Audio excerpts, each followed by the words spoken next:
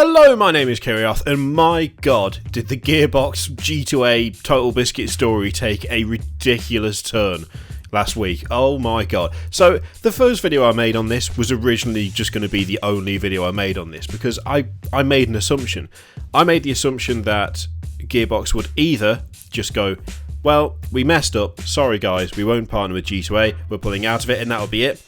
Or, alternatively, that they would just carry on and say, well, tough luck, if you don't want it, don't buy it, and just be very Gearbox about the whole thing. I was not prepared for the M. Night Shyamalan style twist that happened with this, and the ensuing just sheer marketing genius, the PR wonder that Gearbox managed to pull out of this absolute shit show was amazing. And firstly, before we go any further, let's just, massive props to TotalBiscuit, because I think he pretty much saved Gearbox's entire face, and possibly art as well, in this whole thing. But he also took a significant amount of time out of his time to help Gearbox with this. So, before we go into any of it, TotalBiscuit, legend, well done, quality work, especially considering it's not, his job description is not, I solve your marketing fuck-ups. No, he's a gaming critic. He does gaming videos on YouTube. He talks about games. He raises consumer issues. It doesn't say anywhere, I will tell you how to fix this mess. And yet that's what he did. So he deserves a huge amount of gratitude and respect for what he did. So, what happened? Oh Lord, what happened? So if you're not familiar with how this started out, basically, Gearbox partnered with G2A to make some Bulletstorm full clip special editions. TotalBiscuit and many other people, in fairness, it wasn't just TotalBiscuit, but TotalBiscuit was the most high-profile person to be against this. People were not happy. They were like, G2A is a bit shady, a bit scummy, why have you done this? And Gearbox didn't really pay much attention to them. They did, however, pay attention to TotalBiscuit. So, they met, well, didn't meet with TotalBiscuit, they got in touch with TotalBiscuit. And they said, what's the deal? How is this happening? What is wrong with G2A?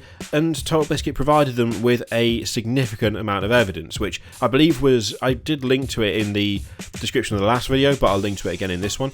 And he fixed it for them. Much like before Jimmy Savile was a horrible name to say, he done fixed it up good for them. So what did he do? What did he do? Well, he gave a huge amount of material to them. So, as you can see, Gearbox Publishing heard loud and clear the concerns voiced by John TotalBiscuit Bain. Gearbox was then provided with a lot of documentation on the subject, after which John was gracious enough to spend time across the last 2 days with our head of publishing, Steve Gibson, to put together a proposal and a deadline for G2A to act upon. This will be in the description, by the way, so you can click it and look for yourself. They came up with this, and this wins my admiration as possibly the PR save of the year. Jesus Christ. I can't believe this actually happened. It's so good. So, 4 points. Or at least these are the 4 points that are the main crux of the proposal. Oh, Lord. Within 30 days, G2A Shield is made free. Or at least they make a public commitment to this, that within 30 days. So they need to make a statement that within 30 days they do it. So within 30 days, G2A Shield is made free instead of a separate paid subscription. All G2A Shield customers are notified by April 14th that fraud protection services are now free and they will not be charged for this. We won't go through all of it word by word. You can read that yourselves, either on the screen right now or in the description. G2A makes a public commitment to this. Within 90 days, G2A will open a web service to certify developers and publishers to find and remove flags that are fraudulent. Keys that are fraudulent, sorry. Before Bulletstorm's team launch, that's the criteria for all of these, by the way, G2A makes a public commitment to this. Within 60 days, implement throttling for non-certified developers and publishers at the title, user ID, and accounts payable levels for a fraud flagging process. Good grief. And G2A makes a public commitment to this. Within 30 days, G2A restructures its payment system so that customers who wish to buy and sell legitimate keys are given a clear, simple fee structure that is easy to understand and contains no hidden or obfuscated charges. Join the ranks of other major marketplaces. And then they said, and if they don't do it, we're leaving, basically. And then, shock horror, G2A, if we go to the top here, did not do it, because G2A did nothing about it whatsoever. Gearbox has begun the process of walking away. What they actually said was, we can confirm that today we've begun executing on our extraction process, which is very It's very corporate speak. I'm assuming that means they are leaving because, well, they said they would, but, you know, time will tell. I honestly, this is PR maneuver of the year. It really is. It really is. No matter what happens, I think we're going to be hard pressed to find something that's going to beat this, both for being able to save face and for sheer entertainment value. I can't think of anything else that would even approach this. So if we strip this down to the bare bones, to the basics, to just this is what happened. Gearbox did absolutely no research. They picked a partner to produce a special edition for Bulletstorm Full Clip Edition without doing any prior research whatsoever. They didn't look into G2A. They apparently didn't even fucking Google them if they couldn't find anything that would warn them that there would be backlash towards the decision. They just said, okay, there's G2A, let's go for it. The other alternative is that they knew but didn't care, but that would be a bit weird, especially since they actually had documentation provided to them by TotalBiscuit showing them that. That would be, unless they're covering themselves, which, I mean, what's that saying? Never attribute to malice something that could be adequately explained by stupidity. I think it's something like that.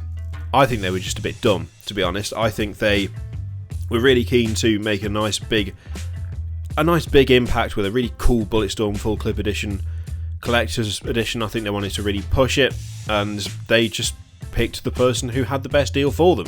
Unfortunately, the person who had the best deal was G2A, and G2A generally do have the best deals, but it's the way in which they come about those deals that is the problem, as we know. What do you do then? What do you do then? Well, Gearbox has made this mess. They've made this colossal fuck up. They have not done the right thing. They didn't do their due diligence, and now they've got to pay the price. So what do? You either pull out, or you go on ahead regardless. Go on ahead regardless, and you have a PR disaster on your hands. No one's going to be wanting to touch a collector's edition. Could just walk away. But again, you might get a few people going, oh, good on them for realising their mistake. At least they didn't go through with it. You'll also have a significant number of people who are just like, they shouldn't have fucking done it in the first place. That's not enough. What is this? You know, it just shows they're lazy and they can't take responsibility. And that would have happened. And I'll be honest, I may well have been one of those people. Because that kind of just, sorry, we didn't know. That kind of attitude, I don't really appreciate that, to be honest. This, though, this is fantastic. So they made the stupid deal. Then they managed to make it so that their partner, which they didn't research in their bad publicity deal, got thrown under the bus whilst they got to walk away squeaky clean. Because that's what happened. That's what makes this so good. That's what makes this PR move of the year. Not only have they got away with it without too much in the way of negative feedback, without too much in the way of backlash, outside of the original story, which was their partner G2A, not only have they got out of it and actually had people's opinion change of them. Like, I've seen people over the weekend who have gone from, oh, fuck Gearbox, this is typical Gearbox. I'm not surprised, Gearbox are fucking shit. This doesn't shock me at all. And then I've seen the same people then come back to their comments and either edit them or on a different thread say things like, man, Gearbox are really not that bad. They're really quite good now. It's nice to see them take responsibility. It's nice to see them stand up for the consumer. It's nice to see them actually think about the people who are buying their games. I mean, come on. That's pretty fucking clever. They've thrown G2A under the bus even more than I think they would have done if they'd have just walked away. Because if they'd have walked away, it would have been an acknowledgement that yes, G2A is shady. This goes way beyond that. They're not just acknowledging that G2A is shady. They told G2A to clean up their act and take some responsibility and sort out their bullshit, or they walk. And then because G2A did nothing, they walked. Now G2A looks even worse. Because now it's not just the consumer, it's not just people who like TotalBiscuit going, oh, G2A is a bit shit. Gearbox has specifically stated now that G2A doesn't do consumer protection, they don't look out for fraudulent keys, and they need to do all this stuff to fix their terrible platform. And because G2 haven't done it, well, that means that their platform is terrible because Gearbox says it is. That's fucking genius. What the hell? How did it... I mean, I've got it. I really think that like 90% of this is down to TotalBiscuit, but God damn, if that's not a fucking maneuver. I will say, I'm massively impressed by it. Honestly, I'm really impressed by the maneuver they managed to pull, the 180, and just the sheer backstab. It's phenomenal. Don't get me wrong, fantastic. It's still their own fucking fault. Like, this is the thing that I'm a little bit worried people are going to forget. Instead of it being a case of Gearbox fixed the mess they made, it very quickly became a thing of like, oh, well, Gearbox is trying to help. No. Well, no, that's not true. Gearbox is trying to help. They're trying to help themselves. They're not trying to help you. They don't care about G2A. Gearbox don't give a shit about G2A.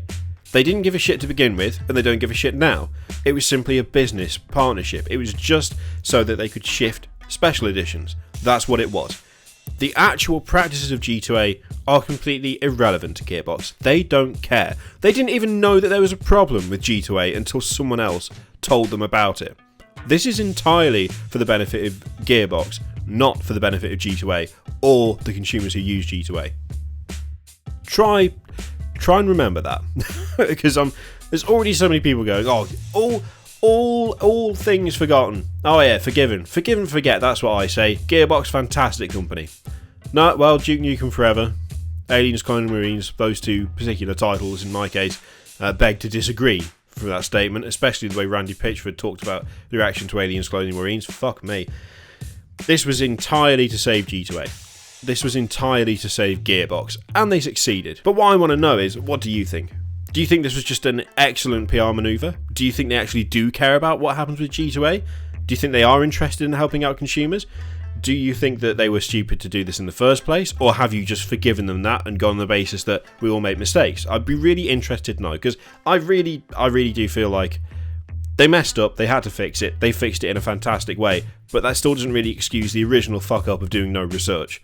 You know, they managed to get out of it, yeah, but why did it even happen in the first place? It was easily avoidable if they'd just done a little bit of fucking Googling. What do you think? Let me know in the comments below. I always read them. I like reading them, like having discussion. Be interested to know what you think of this. In the meantime, thank you very much for watching. If you like this video, then like the video. There's another video for you to watch right there, and you can subscribe and visit my Patreon page if you want to, but you don't have to. It's entirely up to you. Thank you very much, and I'll see you next time. Toodaloo.